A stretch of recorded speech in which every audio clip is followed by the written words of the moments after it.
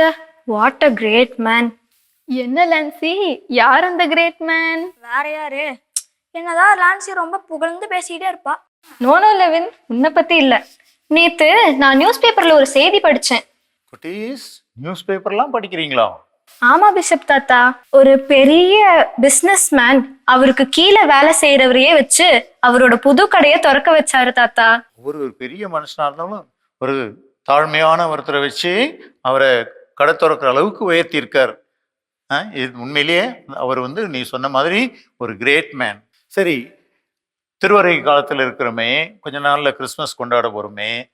இந்த கிறிஸ்மஸ் அப்போட நம்ம குடியில் போடுறோம்.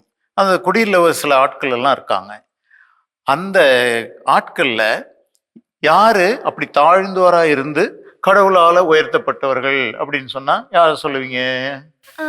யாரா இருக்கும்? கண்டிப்பா நானா இருக்க முடியாது. சரி, நீங்களையே சொல்ல வைக்கிறேன். குடியில் இருக்கிற ஒரு ஆட்கள் பேர்லாம் சொல்ல பார்க்கலாம். ஏசு இருக்காரு. ஏசு இருக்காரு. சூசியப்பர் இருக்காரு. மாதா இருக்காங்க. மாதா இருக்காங்க. 3 அரசர்கள் இருக்கு. 3 அரசர்கள் இருக்காங்க. இடையர்கள் இருக்காங்க. இவங்கள ஒருத்தர் தான் தாழ்ந்தோரை உயர்த்தப்பட்டவர்கள். மாதா தானே தாத்தா? திரும்பி பாரு, அந்த அன்னை மரியாள் தான். அவங்களே சொன்னாங்க, தாழ்நிலையில் இருந்த என்னை அவர் கைதூக்கி விட்டார். மாதா ஒரு சாதாரண ஏழை குடும்பத்துல பிறந்த ஒரு பொண்ணு.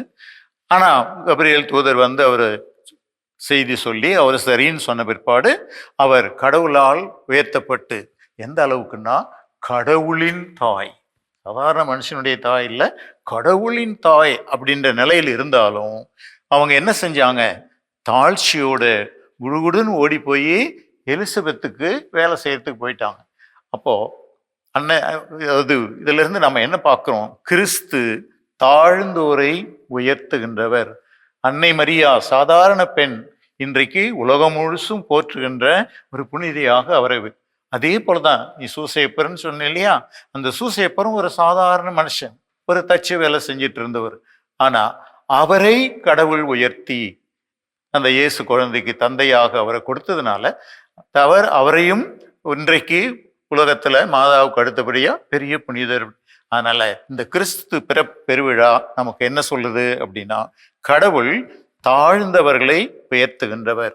நாமும் கூட நான் பெரிய ஆளு, எனக்கு எல்லாம் தெரியும் அப்படின்ற மனப்பான்மை இல்லாம, நான் ஒரு சாதாரண ஆளு, எளிமையான ஆளு அப்படின்ற ஒரு மனநிலையோடு வாழ்ந்தோம்னா கடவுள் நம்மையும் உயர்த்துவார். அதனால கிறிஸ்து பிறப்பு விழா நமக்கு கற்றுக் கொடுக்கிற ஒரு பாடம், நம் இறைவன், நம் ஆண்டவர் இயேசு தாழ்ந்தோரை உயர்த்துகின்றவர். இப்ப நாம வாழ்க்கையில நல்லா உயர்த்தப்படணும்னா என்ன செய்யணும்?